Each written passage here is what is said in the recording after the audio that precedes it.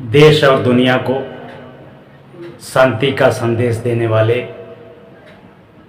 मानव जीवन को मधुमय और कल्याणकारी बनाने वाले सभी ऋषि मुनि, सभी संत महात्मा, सभी समाज सुधारक को नमन बंदन और उनके श्री चरणों को स्मरण करते हुए उनको याद करता हूँ। आज हम बात करेंगे स्त्रियों की दशा को सुधारने वाली महान समाज सेविका, स्त्रियों को बराबरी का अधिकार दिलाने वाली, शिक्षा का अधिकार दिलाने वाली, समानता का अधिकार दिलाने वाली श्रीमती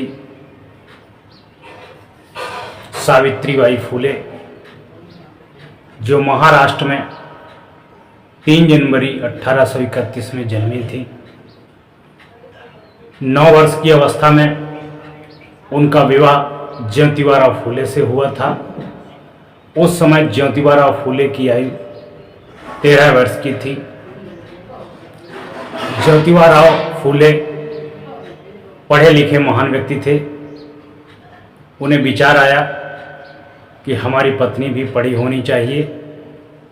जब वह खेतों पे काम करते थे, उनकी पत्नी सावित्रीबाई फुले खेतों पर खाना लेके जाती थी। वहाँ उनके पति चोरी चोरी उनको लिखना पढ़ना सिखाते थे। धीरे धीरे बात घर परिवार में फैलती है, समाज में फैलती है कि एक अनहोना कार्य कर रहा है जो आज तक किसी महिला को पढ़ने का अधिकार नहीं है, जो स्त्री को पढ़ाता है। इनके स्वयं के घर वाले इनको घर से निकाल देते हैं, फिर भी इनका शिक्षा के प्रति संघर्ष समाप्त नहीं होता है। 17 वर्ष की अवस्था में सावित्रीबाई फुले हमारे देश की प्रथम शिक्षिका महिला बनी, जिन्होंने अपने बुद्धि विवेक से, पति के सहयोग से स्त्रियों के लिए, दलितों के लिए, लाचार महिलाओं के लिए शिक्षा हेतु 3 विद्यालयों का निर्माण किया। जब जब विद्यालयों में पढ़ाने के लिए जाती थी, तब इनको लोग अभद्र बातों से गाली गलौज करते थे, सड़े हुए टमाटर और अंडे मारते थे, इनके ऊपर गंदा पानी और धूल फेंकते थे। ऐसी कठिनाइयों से भी जो नहीं रुकी, शिक्षा के कारवा को आगे बढ़ाती गई। उनका नाम सावित्रीबाई फुले और महात्मा ज्योतिबाराव फुले था। शिक्षा के योगदान को, महिलाओं को उत्थान के लिए इन्होंने पूरे जीवन भर संघर्ष किया और धीरे धीरे इनकी मेहनत, परिश्रम, लगन कामयाब हुई, जिसकी वजह से आज हमारे देश में स्त्रियों को पढ़ने लिखने का, नौकरी व्यापार करने का सामान्य अधिकार मिला है। इसकी नींव सावित्रीबाई फुले ने डाली थी। सावित्रीबाई फुले ने बाल विवाह पर रोक लगाने का पुरजोर प्रयास किया। विधवाओं के साथ हो रहे अन्याय अत्याचार के लिए काफ़ी प्रयास किया। दलितों अछूतों के लिए पीने के लिए पानी की सुविधा नहीं थी। उन्होंने अपने घर में कुआं खुदवा के सभी को, सामान्य वर्ग को, पिछड़ा वर्ग को, अन्य वर्ग को, जो अछूत वर्ग कहे जाते थे, उनको पानी पीने की व्यवस्था कराई। समाज में जो लड़कियां पढ़ नहीं पाती थी, गरीबी झेल रही थी, उनको पढ़ने के लिए विद्यालय खुलवाए।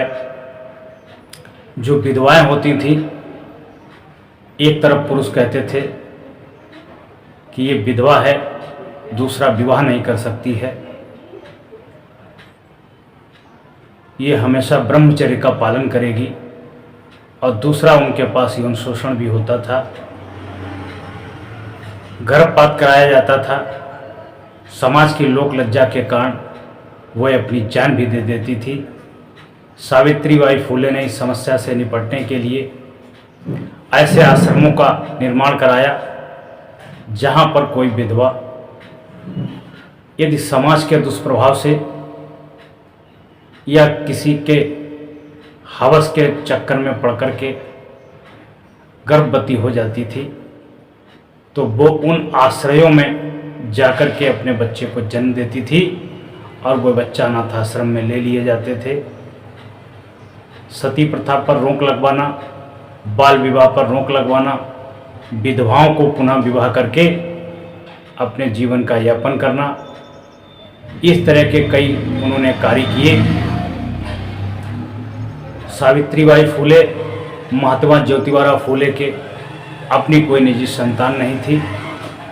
महात्मा ज्योतिबाराव फुले का निधन होने के बाद भी उन्होंने अपने शिक्षा का प्रचार प्रसार का कारवां जारी रखा और अपने अंतिम सांस तक शिक्षा के प्रति अपना जीवन समर्पित करती रहीं।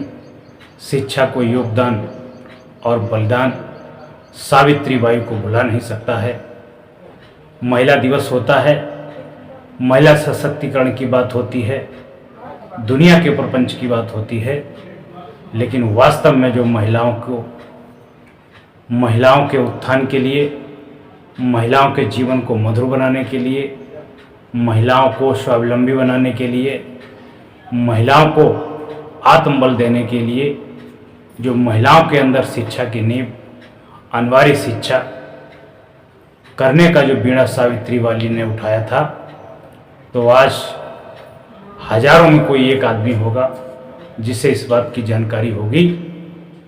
बाकी लोग दुनिया के प्रपंच करते हैं, दुनिया की पोस्टें करते हैं, लेकिन सावित्रीबाई फुले निम्न वर्ग में जन्मे, इसलिए आज उनको कोई नहीं याद करता है।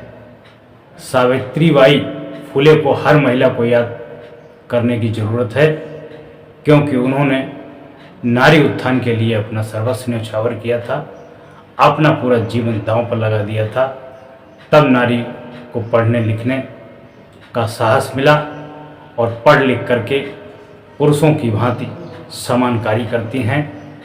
मुझे लगता है कि सावित्रीबाई फुले अगर ये संघर्ष ना करती तो हर ऑफिस में, हर विद्यालय में सर ही सर होते, कोई मैडम नहीं होती। वो चाहे बैंक हो, चाहे विद्यालय हो, चाहे अन्य कोई ऑफिस हो, हर जगह उसको समानता का अधिकार मिला, शिक्षा का अधिकार मिला। इसकी नींव डालने वाली भारत की प्रथम शिक्षिका महिला सावित्रीबाई फुले को पुनः नमन बंदन, उनके चरणों को स्मरण करते हुए उनको श्रद्धा सुमन अर्पित करते हैं और अपने जीवन को